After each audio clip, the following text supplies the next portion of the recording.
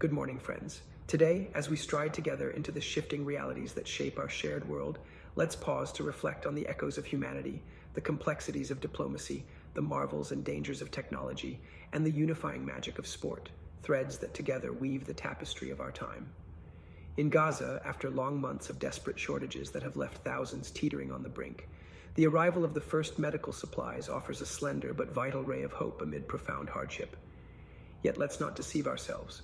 This delivery, as significant as it is, marks only a small breach in the dam of suffering. Aid organizations speak with a voice edged in urgency, not simply thanking the skies for what has arrived, but demanding that humanitarian assistance flows consistently, safely, and with the dignity every human being deserves.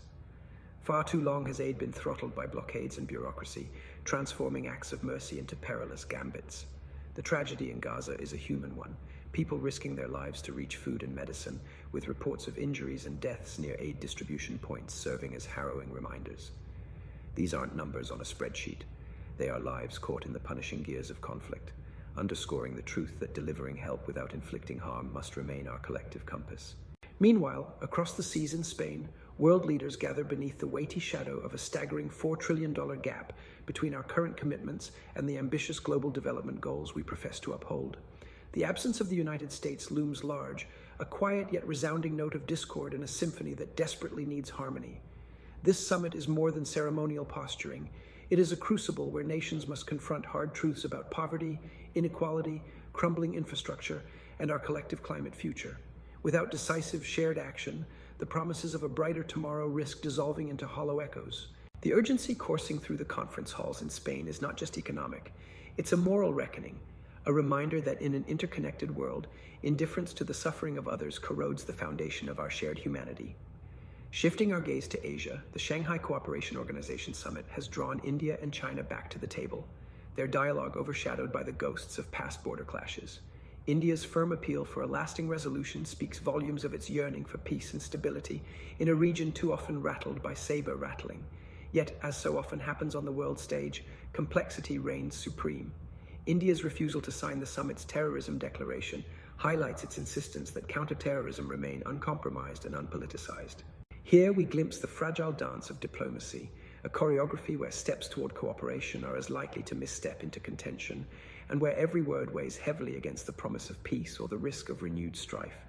In Japan, the past has roared back into the present, as former US President Donald Trump's comparison of an airstrike on Iran to the horror of Hiroshima has ignited a storm of indignation. Japan's swift and strong rebuke reminds us of the unhealed wounds carried by survivors and descendants, and the enduring sensitivities tied to nuclear devastation. Words have power, sometimes explosive power, and this episode underscores how historical trauma, left unacknowledged, can fracture today's delicate diplomatic discourse. Respect for history is not a luxury, but a necessity, if we wish to avoid stoking divisions that can so easily ignite in a world already simmering with tension. On the technological frontier, the United Nations has delivered a sobering bulletin.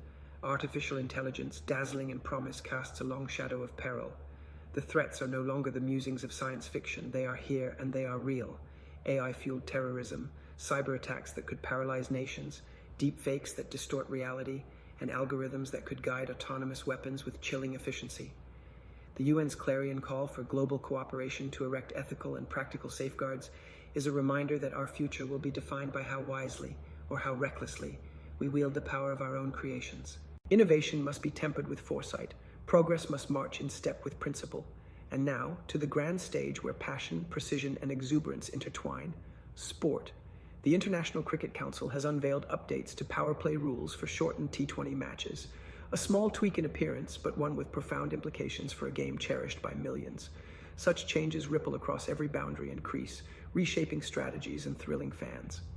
Meanwhile, the FIFA Club World Cup's round of 16 promises fireworks of its own, as juggernauts like Real Madrid and Al Hilal advance, reigniting that singular, transcendent joy that only sport can summon.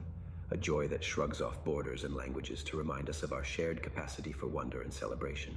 So here we stand, my friends, at the intersection of the profound and the playful, the agonizing and the inspiring.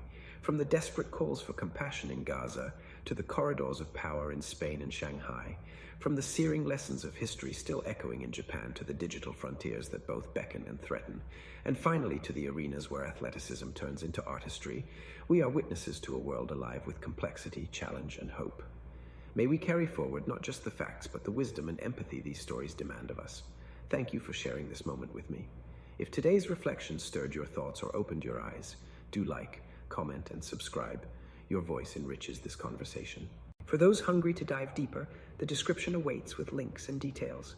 Tell me what moved you today, what gave you pause, and what you believe the world's next step must be. I'm listening. Until we meet again, take care and stay curious.